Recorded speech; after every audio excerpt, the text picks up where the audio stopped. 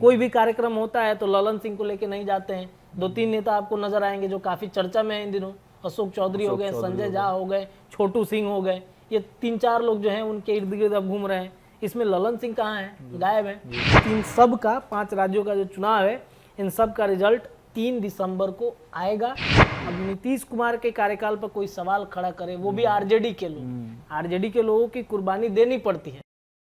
नमस्कार, भारत लाइव का विशेष कार्यक्रम रातों रात देख रहे हैं आप। मेरे साथ सहयोगी रत्नेश जी हैं। रातों रात कार्यक्रम में हम दिन भर सत्ता की गलियारों में जो चर्चाएं चलती रहीं और जो खबर आप तक नहीं पहुंची या जो खबर के पीछे की खबर क्या है, पूरे जो सीन क्या है, वो हम इसमें चर्चा करते हैं।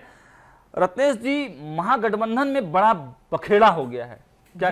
जी देखिए, महागठबंधन में बखेड़ा ये कोई पहली बार नहीं है। महागठबंधन जब से बनी है बिहार में, तब से बखेड़ा पे बखेड़ा खड़ा हुआ है। चाहे वो रामचरितमानस को लेकर के विवादित बयान देना हो, या फिर जिस तरीके से नीतीश कुमार ने इंडिया गठबंधन बनाने के पहले उनको लेकर के प्रधानमंत्री की उम्मीदवारी की चर्चा हो। भले ही राजद मीडिया में ये बयान दे कि भाई नीतीश कुमार सब कुछ है, लेकिन इंटरनली वो चीज़ें कहीं ना कहीं खटकती हैं कि भाई तेजस्वी यादव को हमें मुख्यमंत्री बनाना है। तो हम ऐसा क्या करें कि लाइमलाइट में तेजस्वी यादव रहे, हमारे आरजेडी पार्टी रहे। तो इसको लेकर के इंटरनली बखेड़ा हमेशा खड़ा होते रहा है, पहली बार नहीं है। अब आज देखिए, कल सुबह हालांकि कल की ये खबर नहीं है, परसों शाम में किसान आंदोलन चल रहा था। उसमें बिहार सरकार के पूर्व कृषि मंत्री और राजद के प्रदेश अध्यक्ष जगदानंद के बेटे हैं, जो बिहार में पहले कृषि मंत्री भी रहे, सुधाकर सिंह। वो जब से नीतीश कैबिनेट में शामिल हुए महागठबंधन बनने के बाद, आपको याद होगा दशहरा का यही समय है जब नवमी समय चल रहा था 2022 वाला, तो उनकी बलि चढ़ गई मंत्रिमंडल। इसलिए चढ़ी क्योंकि वो बार बार नीतीश कुमार के खिलाफ में बयानबाजी दे रहे थे, टारगेट कर रहे थे उनको। अब नीतीश कुमार के कार्यकाल पर कोई सवाल खड़ा करे, वो भी आरजेडी के लोग, आरजेडी के लोगों की कुर्बानी देनी पड़ती है। चाहे ये पूर्व में भी रहा है, इतिहास अगर आप उठा के देखेंगे तो कुर्बानी देनी पड़ती है बार बार उनको। तो इसी बयानबाजी की वजह से सुधाकर सिंह की मंत्री पद जो है वो छीनी गई थी। बार बार नीतीश कुमार को टारगेट कर रहे थे कि ये नहीं हो रहा है, नीतीश के कार्यकाल में ये गड़बड़ा गया। कृषि एमएसपी की बातचीत जब चलती है तो चर्चा करते हैं कि नीतीश कुमार किसानों के लिए कुछ नहीं कर रहे हैं, कालाबाजारी हो रही है। अब नीतीश कुमार कैसे बर्दाश्त करेंगे? नीतीश कुमार साफ छवि के अपने आप को बताते हैं, हमेशा जीरो टॉलरेंस की बात होती है, चाहे अपराध की बात हो उसमें भी नीतीश कुमार जीरो कहलाते हैं कि हमारे जब कार्यकाल रहता है तो अपराध की घटनाएं नहीं होती हैं। तो वैसे में सुधाकर सिंह का एक बार फिर से हमला करना, जिस तरीके से राजपूत समाज से वो आते हैं, जाति आधारित जनगणना की जो रिपोर्ट आई है उसमें एक खास वर्ग को ऊपर दिखाना, बार बार उनसे मुलाकातें करना नीतीश कुमार की पार्टी का, और साथ ही साथ भले ही सुधाकर सिंह के जो पिता हैं जगदानंद सिंह, वो अलग आइडियोलॉजी पे चले। कई बार तो उन्होंने इशारों में कहा भी कि भाई उनकी एक अलग आइडियोलॉजी है, हमारी एक अलग सोच है, हम अपनी अलग विचारधारा पे चलते हैं। लेकिन सुधाकर सिंह की एक अलग विचारधारा है, उस विचारधारा पे वो आगे बढ़ते हैं। राजपूत समाज से वो आते हैं, खुल के बोलते हैं। वो राजपूत में कहीं ना कहीं एक नाराजगी भी है कि भाई हमारी जाति की जो है वो कैसे कम हो गया, संख्या उसको ब्राह्मणों से कम दिखाया गया, ब्राह्मणों से कम दिखाया गया। एक आंदोलन भी हो गया पटना की सड़कों पर, बड़ा राजपूत समाज उतर आया था, तो कहीं ना कहीं वो नाराजगी भी दिखी है। तो इसलिए उन्होंने बयान दे दिया अधिकारियों पर कि अधिकारियों को कैसे कंट्रोल किया जा सकता है।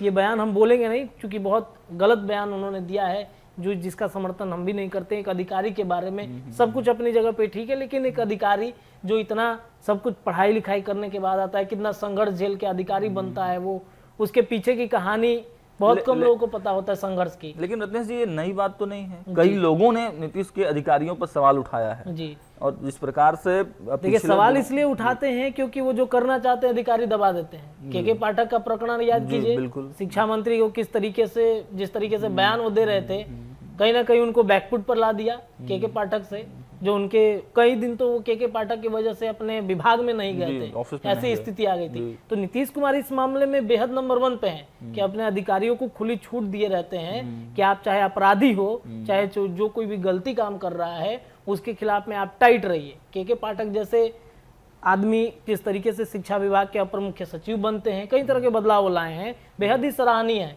लेकिन उस पर भी उनको काम करने की बेहद जरूरत है। जिससे लेकिन क्या लगता है कि इस जो बयानबाजी है सुधाकर सिंह की, क्या राजद कहीं पिछले दरवाजे से तो नहीं है? हो भी सकती है, ये भी हो सकता है, क्योंकि नीतीश कुमार एमओआई समीकरण में सेंध लगाने की कोशिश कर रहे हैं, मुस्लिमों को अपने पाले में कर रहे हैं। यादव का तो नहीं कह सकते, क्योंकि यादव की वोट बैंक एक अलग उनकी रणनीति चलती है। कल भी हम लोगों ने इस पर चर्चा हुई थी हमारी। तो एम समीकरण जो है उसमें कहीं ना कहीं नीतीश कुमार सेंधमारी कर रहे हैं। हो सकता है कि राजद इस पर बड़ा हमला कर रहे हैं कि भाई हमारा वोट बैंक आप कैसे छीनना चाह रहे हैं। तो ये हो सकता है प्री प्लानिंग भी ऐसा हो नीतीश कुमार को लेकर। और रत्नेश जी, इसमें लालू यादव का क्या चाल है? देखिए, लालू यादव का चाल नहीं है। जिस तरीके से जाति आधारित जनगणना के बाद लालू प्रसाद यादव का एक बड़ा वोट बैंक यादव समाज जो आता है, यादव समाज के लोगों को बार बार टारगेट किया जाता था, जाति आधारित अभी भी टारगेट किया जा रहा है कि वो हकमारी करते हैं। अब तो ज्यादा टारगेट कर दिया, ज्यादा ही टारगेट किया जा रहा है। ये भी कहा जा रहा है, कांग्रेस के लोग ये भी कह रहे हैं कि सबसे ज्यादा यादव हैं नीतीश के मंत्रिमंडल में, उनके जगह पर ईबीसी को मौका मिलना चाहिए, अन्य जातियों को मौका मिलना चाहिए। तो पिछले 3-4 दिनों से ये चर्चाएं चल रही थी। तेजस्वी यादव से भी पूछा गया, उनसे मामला नहीं संभला। तो अब देखिए, लालू प्रसाद यादव को अंततः उतरना पड़ा, क्योंकि यादव समाज के बड़े नेता हैं, यादव के वोट बैंक को वो अच्छे तरीके से समझते हैं, उनको उतरना पड़ा। हमले करते दिखे हैं, चाहे वो खुद के एमएलसी चंद्रवंशी हो, जो रामबली चंद्रवंशी, जिन्होंने कह दिया कि भाई हमारा जो समाज है वो समाज की गिनती कम हुई है, तो उन पर भी हमला किया है। चाहे जदयू की तरफ से जो बयानबाजी चल रही है, उनके एमपी की तरफ से सुनील कुमार पिंटू बयानबाजी दे रहे हैं, उस पर भी उन्होंने हमला किया है। उपेंद्र कुशवाहा पर भी उन्होंने हमला किया है, इशारों। उपेंद्र कुशवाहा पर उन्होंने कहा कि जिस तरीके से उपेंद्र कुशवाहा भी आरोप लगा रहे हैं कि क्रीमी लेयर है, हकमारी होती है, तो उस पर भी कहीं ना कहीं उन्होंने आरोप लगाया। तो लालू प्रसाद यादव ने एक बड़ा गेम चल दिया भाई, कि यादव के सबसे बड़े हितैषी नीतीश कुमार एम समीकरण में सेंधमारी कर रहे हैं, तो लालू प्रसाद यादव चाहते हैं कि हमारा एमओआई समीकरण बचा रहे, इसलिए वो मैदान में कूदे हैं। और जब से किडनी ट्रांसप्लांट हुआ तब से बिहार के राजनीति में काफी ज्यादा सक्रिय भी है। अच्छा, एक नया प्रकरण अभी जो है चर्चाओं का दौर है, पंचनामा भी हमारे जो संपादक हैं डॉक्टर नमन मिश्रा सर, उन्होंने भी किया था। ये ललन सिंह और नीतीश कुमार का जो लुका छिपी है, ये क्या गेम है? देखिए, ललन सिंह और नीतीश कुमार के बीच में अब स्थितियां जो हैं वो स्पष्ट हैं। नीतीश कुमार ललन सिंह के बीच में दूरियां कहीं ना कहीं बनती हुई नजर आ रही हैं। आरोप उपेंद्र कुशवाहा ने जब पार्टी के अंदर थे तब भी वो लगाए थे, और कल जो उन्होंने प्रेस कॉन्फ्रेंस किया, उन्होंने साफ जो कहा, आप वहीं पे खड़े थे। तो जिस तरीके से उन्होंने कहा कि अब ललन सिंह जो है वो नीतीश के नहीं रहे, लालू यादव राजद के हो गए, तो उन पर आरोप लग रहे हैं। क्योंकि जिस तरीके से जदयू पर नीतीश कुमार चाहते हैं कि हमारी पार्टी टूटे नहीं, मजबूती के साथ आगे बढ़ाएं।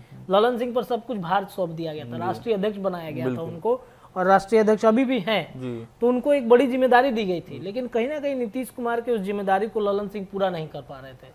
चाहे इंडिया गठबंधन में जिस तरीके से जो होता है कि लाइजनिंग कराने का काम ललन सिंह को दिया गया था, उन्होंने कुछ और स्क्रिप्ट तैयार कर लिया था।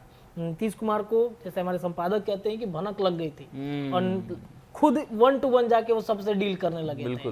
तो फ्रंट फुट पे खेलने लगे, फ्रंट फुट पे आने लगे थे। चाहे आप देखिए, आपको याद होगा कि 3-4 दिन पहले ललन सिंह जाते हैं लालू प्रसाद यादव के दरवाजे पर, खबर भी आपने, उनको पता भी नहीं होता है कि भाई वो लोग दिल्ली में है। नीतीश कुमार जब भी अब बैठक कर रहे हैं तो ललन सिंह को साइड रख रहे हैं। कोई भी कार्यक्रम होता है तो ललन सिंह को लेके नहीं जाते हैं। 2-3 नेता आपको नजर आएंगे जो काफी चर्चा में है इन दिनों, अशोक चौधरी हो गए, संजय झा हो गए, छोटू सिंह हो गए, ये 3-4 लोग जो हैं उनके इर्द गिर्द अब घूम रहे हैं। इसमें ललन सिंह कहाँ है? गायब है। तो स्पष्ट रूप से उपेंद्र कुशवाहा, चूंकि एक बड़े, हमने कल भी इस बात को बताया था कि उपेंद्र कुशवाहा, अगर नीतीश कुमार जदयू में अगर किसी को कार्यभार देते तो उपेंद्र कुशवाहा को शायद देते। तो उन्होंने एक बड़ा खुलासा किया कल कि अब ललन सिंह जो है वो आरजेडी की भाषा बोलने लगे हैं। तो इस वजह से नीतीश और ललन में जो है वो लुका छिपी का खेल जो है वो चल रहा है। भले फ्रंट पे डायरेक्ट रूप से नहीं आया, लेकिन इनडायरेक्टली आ रहा है उन पे। लेकिन ये जदयू की परिपाटी भी रही है। राष्ट्रीय अध्यक्ष जो उनका हो जाता है एक बार, फिर उसको एक बार विदाई तय ही हो जाती है। जी बिल्कुल बिल्कुल, उनकी विदाई तो तय हो जाती है। अलग तरह, कई तरह के आरोप, और आपके सामने भी बिहार के लोगों के बीच में वो सब कुछ सामने है। सीन बताने की जरूरत नहीं कि पीछे क्या क्या इतिहास हुआ है जदयू का, जो राष्ट्रीय अध्यक्ष बना है। एक चर्चा और चल रही है जी, लेफ्ट पार्टियों की सांस अटकी हुई है। देखिए, कल सीताराम येचुरी पटना पहुंचे हुए थे, चर्चाएं तेज थी। कल 5 विधानसभा चुनाव के तारीख का ऐलान हो गया। ऐलान होने के बाद अब देखिए नीतीश कुमार जहां जाति जनगणना कराकर अपना एक कद जो है वो बढ़ाए हुए हैं, जाति आधारित जनगणना करके। कांग्रेस इसको काट भाज करने में लगी है। कांग्रेस चाहती है कि तमाम जो राजनीति है, राजस्थान में तो अब इसका ऐलान भी हो गया कि अब अलग अलग जातियों के हम जो है जातिगत जनगणना कराएंगे, इसका रिपोर्ट जो है वो लाएंगे। नीतीश कुमार का एक कद बढ़ा है और यही वो चाहते थे कि भाई जो इंडिया गठबंधन की नींव हमने रखा है, नरेंद्र मोदी के सामने हम आमने सामने होंगे, खड़ा होंगे, तो उसमें नीतीश कुमार को साइड किया जा रहा था। लेकिन जाति आधारित जनगणना की रिपोर्ट लाके उन्होंने ऐतिहासिक काम किया और बताया कि भाई जो 1931 के बाद कोई राज्य नहीं कर पा रहा तो बिहार करके दिखा दिया। पूरा क्रेडिट नीतीश कुमार को चला दिया जी। अब देखिए उनके इस क्रेडिट मतलब जाति आधारित जनगणना की रिपोर्ट आने के बाद उनका कद बढ़ गया। बिल्कुल। अब देखिएगा सीट शेयरिंग को लेकर कई तरह के लोग बोल रहे थे, चाहे बिहार में कांग्रेस मंत्रिमंडल की चर्चा कर रहा हो, चाहे सीट शेयरिंग पर नीतीश कुमार को लेकर के बातें हो रही हैं। अब देखिए सारा कुछ शांत हो गया है, मामला एकदम निपटा दिया नीतीश कुमार ने कि अब ज्यादा हल्ला कर बोला ही ब्रह्मास्त्र लो, ब्रह्मास्त्र छोड़ दिया उन्होंने, सब लोग शांत हैं। विजय चौधरी भी कल प्रेस कॉन्फ्रेंस करके यह सब बात को फिर से दोहराए। हाँ जी, मीडिया में इस तरह की बातें चल रही हैं, वो सभी बातें अब नहीं होगा, अब कुछ नहीं होगा। अब देखिए एकदम शांत हो गया। नीतीश कुमार जो कहेंगे वो तमाम जो पार्टियां हैं उनको मानना पड़ेगा, क्योंकि कांग्रेस का नेतृत्व है। देखिए राहुल गांधी ये बात कह रहे हैं कि बहुत अच्छा काम उन्होंने किया है, बहुत तारीफ वो कर रहे हैं। तो सीताराम येचुरी का यहाँ पर आना है कि भाई अब हो सकता है कि ये भी कहें कि जाने दीजिए, कोई सीट समझौता का चर्चा नहीं है, जितना होगा उतने पे हम लोग मैनेज कर लेंगे। तो ये भी एक बड़ा बात हो सकता है। विधानसभा का चुनाव है, सेमीफाइनल एक तरीके से हम इसको कह सकते हैं। लोकसभा चुनाव के ठीक पहले 5 राज्यों में विधानसभा, यहीं से रणनीति जो है वो तय हो सकती है कि 2024 में फाइनल मैच में क्या होगा। एक बार हम चाहेंगे कि दर्शकों को यह भी पता चले कि किन किन राज्यों में चुनाव है, उसका भी थोड़ा सा अगर आप जी बिल्कुल। देखिए मध्य प्रदेश में चुनाव है और मध्य प्रदेश में चुनाव 17 तारीख को है, 17 नवंबर को है। राजस्थान में है 23 तारीख को, 23 नवंबर को। छत्तीसगढ़ में 17 नवंबर को होगा, मिजोरम में 7 नवंबर को होगा, तेलंगाना में 30 नवंबर को होगा। इस तीन सब का 5 राज्यों का जो चुनाव है, इन सब का रिजल्ट 3 दिसंबर को आएगा और वहीं से सब कुछ तय होगा। और इस बीच में देखिएगा बिहार की राजनीति में बहुत कुछ बदलाव देखने को मिल सकता है, चाहे सीट शेयरिंग पर बात हो या फिर अलग अलग दल के जो लोग हैं इंडिया गठबंधन को नीतीश कुमार के पास आए और उनको बधाई दें, मनाने की कोशिश की जाए। बिल्कुल। रत्नेश जी, एक चर्चा जो है कल से ही पूरे राजनीतिक गलियारों में काफी ज्यादा एक्टिव मोड में दिख रहा है कि राजद का एक और विकेट गिरने वाला है। देखिए राजद का एक और विकेट इसलिए गिरने वाला है कि जाति आधारित जनगणना की रिपोर्ट आई है और इस रिपोर्ट के बाद से जो राजपूत समाज, इसके पहले भी हमने चर्चा की कि राजपूत समाज को लेकर के अब कौन उनका हितैषी होगा। देखिए आनंद मोहन का परिवार जो है वो नीतीश कुमार से मिलता है और खबर जो है वो पक्की है कि अब जदयू के साथ आनंद मोहन का पूरा परिवार जाएगा। लालू प्रसाद यादव के पास वो लोग गए थे, लेकिन लालू प्रसाद यादव नहीं मिले, उनको लौटना पड़ा और इस वजह से ठाकुर वर्सेस ब्राह्मण वाली लड़ाई जो है वो मुद्दा छिड़ा था। बेइज्जती भी कर दिया लालू यादव ने, जी बेइज्जती एक तरीके से कह दिया, बेवकूफ बोल दिया, क्या क्या बातें उन्होंने कही। अब आनंद मोहन चाहते हैं कि भाई हम जेल से निकले हैं, अब इसके बाद हम क्या करेंगे, राजनीति में जाहिर रूप से एक्टिव होंगे वो, तो अपनी पत्नी के लिए, खुद के लिए, अपने जो सबसे छोटे बेटे हैं अंशुमान, उनके लिए, चेतन आनंद तो है ही विधायक, लेकिन उनकी क्या रणनीति होगी जब वो जदयू में चले जाते हैं, उनके पूरे परिवार के लोग, वो टिकट मिलने के बाद या उससे पहले वो तय करेंगे। लेकिन जहां एक तरफ चेतन आनंद जदयू में जा सकते हैं, तो वहीं दूसरी तरफ देखिए कल एक अंगरक्षक का मामला था, काफी दिन से चल रहा था। वो दरियापुर के एक विधायक हैं आरजेडी से, जो प्रभुनाथ सिंह के भतीजे हैं, सुधीर सिंह, उनके प्रभुनाथ सिंह के एक तरीके से भाई कह सकते हैं, सुधीर सिंह के वो चाचा लगते हैं। उनको जो है नोटिस गया है कोर्ट के तरफ से। अच्छा। अंगरक्षक के मामले में, तो हो सकता है उन पर कार्रवाई होगा, अगर कार्रवाई होगा तो फिर उनका टिकट कटेगा।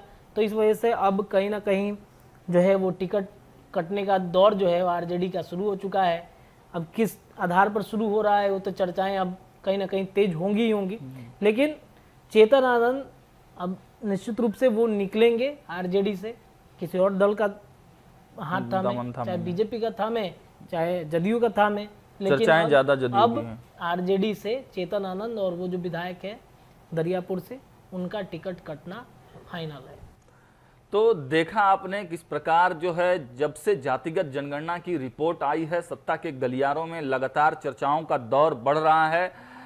तमाम कोशिशें की जा रही हैं कि इस चर्चाओं पर विराम दिया जाए। कल भी विजय चौधरी ने प्रेस कॉन्फ्रेंस करके इन सभी चर्चाओं पर विराम देने की बात कही, लेकिन इस पूरे जातिगत जनगणना का जो क्रेडिट है वो तो नीतीश कुमार जी को साफ साफ मिलता दिखाई दे रहा है। और तमाम जो कांग्रेस हो गई, जो वाम दल के लोग हैं, वो सभी लोग अब चाह रहे हैं कि नीतीश कुमार जी उनके साथ किसी भी कीमत में बने रहें। तो इस तरह की जो भी चर्चाएं होती हैं, खबरों के पीछे का खबर, पर्दे के पीछे का खबर हम लोग छान के आपके लिए लाते हैं।